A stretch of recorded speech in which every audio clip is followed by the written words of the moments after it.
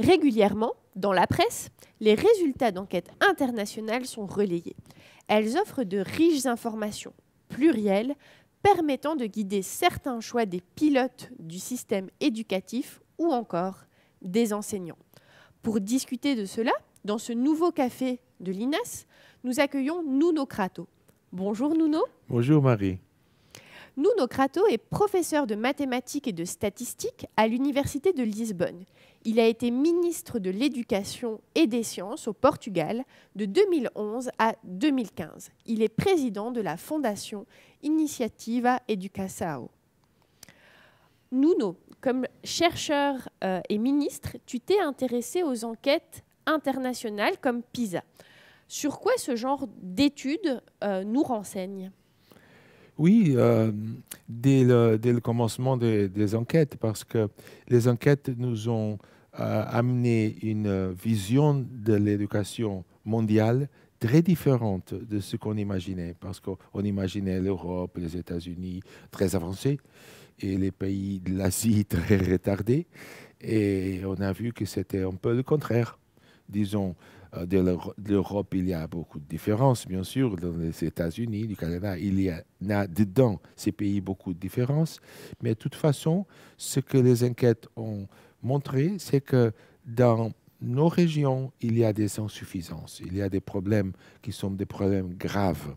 Alors, si on regarde les pays qui performent mieux, comme Singapour, comme Corée du Sud et tout ça, on regarde et on peut voir ce qui marche là-bas et qui peut nous aider aussi à améliorer nos systèmes.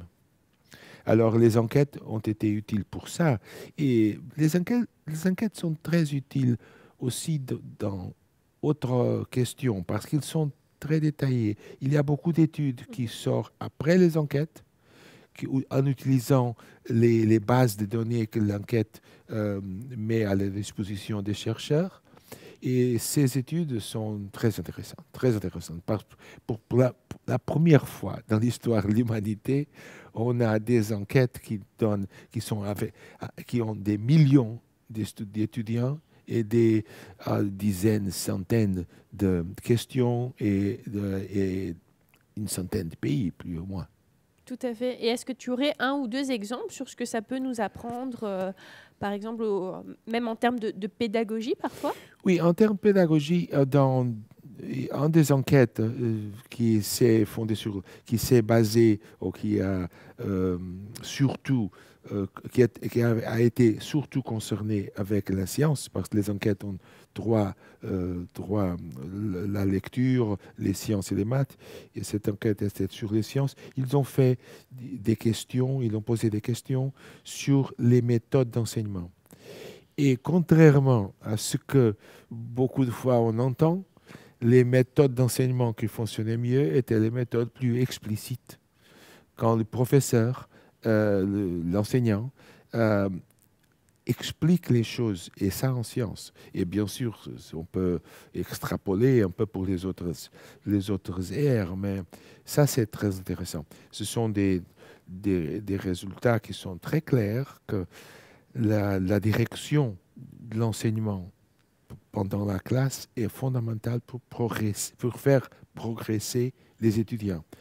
Et au contraire, si le professeur, l'enseignant, laisse les étudiants faire ses propres expérimentations sans guidance, ça n'est pas positif pour l'enseignement. Je crois que ça, c'est un exemple très intéressant de PISA. D'autres exemples qu'on peut faire, mais qui ne sont pas directs, mais on peut le faire par comparaison avec les pays, c'est que les pays qui ont des enquêtes, qui ont des cursus mieux structurés et mieux fondés, et plus fondés sur les savoirs fondamentaux, oui. Ces pays progressent plus vite. Ça, c'est très intéressant aussi. Et les évaluations, ça, c'est très intéressant aussi. Et ça, il y a même des études qui sont études très, très claires par Anushek et Bergenbauer et Westman et d'autres chercheurs qui viennent d'une autre ère, pas de la pédagogie, mais viennent de l'économie de l'éducation et qui ont apporté des résultats très intéressants pour nous. Et la conclusion, c'est très clair.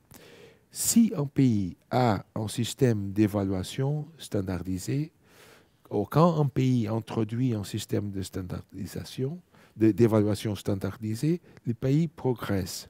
Quand le pays retire, annule ce système d'évaluation, le pays ne progresse pas. Et ça, c'est très clair. Il y a des études sur ça.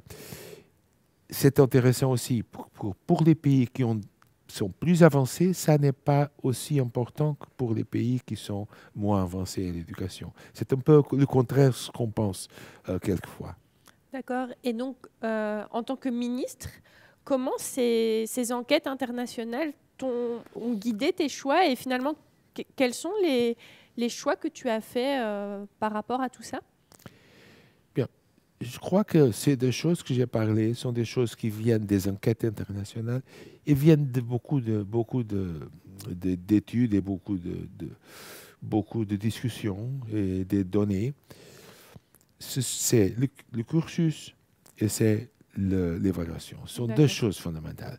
Je dirais même qu'après avoir résolu les questions comme les salles de classe, les problèmes basiques qui ne sont pas résolus dans certains pays en Afrique, il y a des pays en Afrique où dans certains villages, il n'y a pas une école. Oui. L'école, c'est un arbre. C'est exactement ça. C'est un endroit sans toit où les étudiants se réunissent avec les enseignants. Mais une fois que ça s'est résolu, une fois qu'il y a des enseignants qui peuvent enseigner parce qu'ils connaissent les matières, une fois ça résolu, je crois que c'est les deux questions fondamentales pour améliorer l'éducation d'un pays, c'est un cursus bien structuré, bien dirigé, progressif et clair. Tu veux dire le curriculum, oui. Oui, les Français parlent plutôt de cursus, oui. Je crois, mais c'est le curriculum. Le curriculum, c'est plus clair pour moi aussi. Le curriculum est décisif et centré sur les questions les plus importantes. Oui. Et parce qu'il y a 2 ou 3 choses que tous les élèves doivent connaître et qui sont essentielles pour après étudier d'autres choses, la lecture, l'arithmétique, la géométrie basique, tout ça. Et ça, et l'évaluation. Parce que si on a un curriculum bien développé, on sait où est-ce qu'on va. Si on a des évaluations, on sait si on attend les résultats ou non. C'est très simple. Tout à fait. Et donc, quels ont été les effets de ces 2 grands choix, un curriculum bien clair, bien structuré et des évaluations fréquentes des étudiants? Ça, c'est un chemin que le Portugal a fait jusqu'à 2015, quelque chose comme ça. Et moi, j'étais ministre de 2011 à 2015. Alors, j'ai eu l'honneur et la chance de me baser sur un travail qui avait déjà commencé. Et je l'ai organisé. Pardon.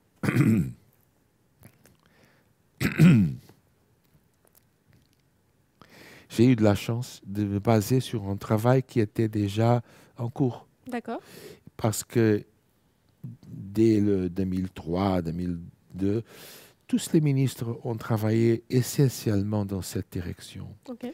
Et alors, ce que j'ai fait, c'est que j'ai essayé d'organiser ça mieux et de faire le curriculum mieux structuré et plus lié à les évaluations standardisées et avec plus d'évaluations. Et les résultats sont bons. Le Portugal a progressé de 2003 jusqu'à 2015 beaucoup, a progressé beaucoup. C'est un des pays qui a plus progressé. Et curieusement, jusqu'à ce moment-là, le pays a progressé et les low performers, les étudiants qui ont plus de difficultés, sont réduits en nombre. Ça veut dire non seulement la moyenne s'est améliorée, comme les écarts se sont réduits. Les écarts où les plus problématiques, les étudiants qui avaient plus de problèmes, sont moins. Et ça, fondamental Et parce ça, que c'est vous fondamental. avez amélioré l'efficacité, mais aussi l'équité du système éducatif, parce qu'il ne suffit pas juste d'augmenter la moyenne, il faut aussi Exactement. se soucier des élèves pour qui l'école doit faire une différence. Exactement. Et quelquefois, les personnes pensent que les deux choses sont opposées. C'est pas vrai. C'est exactement le contraire. On réduit les écarts et on améliore tous si on progresse tous. Si on dit non, on ne peut pas le faire, on ne peut pas être très rigoureux parce que après les élèves qui sont de familles avec plus de problèmes ne progressent pas. Si on dit comme ça, non, on abîme tout. Non, c'est le contraire. Être plus exigeant, plus clair, plus ambitieux et en même temps prêter de l'attention spéciale à ceux qui ont plus de problèmes, bien sûr. Tout à fait. Et donc, on avait vu vraiment une augmentation des résultats du Portugal assez impressionnante. Et ensuite, malheureusement, de nouveau, une diminution des résultats que l'on pourrait potentiellement...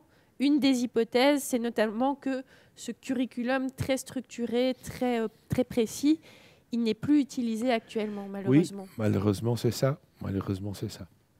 Parce que les politiques ont changé. Le Portugal présente comme quand case study, comme quand un cas pour étudier dans ce regard, parce qu'il y a eu des politiques qui étaient rigoureuses, des politiques très rigoureuses et des politiques pas rigoureuses. Et on a monté, on a beaucoup monté, et après, on souffre avec ces changes-là. Merci en tout cas, Nuno, pour ces éclairages très intéressants. Vous pouvez consulter les analyses de PISA de Nuno Crato dans l'un de ses derniers ouvrages qui apparaît à l'écran. Comme nous l'avons vu, c'est vraiment des résultats qui peuvent vraiment éclairer la situation de plusieurs systèmes éducatifs. C'est assez unique finalement de disposer d'une telle base de données sur autant d'étudiants. Et ça peut nous permettre, dans certains cas, d'orienter certaines décisions et ensuite de mesurer finalement l'effet de ces décisions. Et l'exemple du Portugal est très éclairant pour nous à ce sujet. Donc, merci beaucoup, Nuno, d'avoir participé à cet entretien.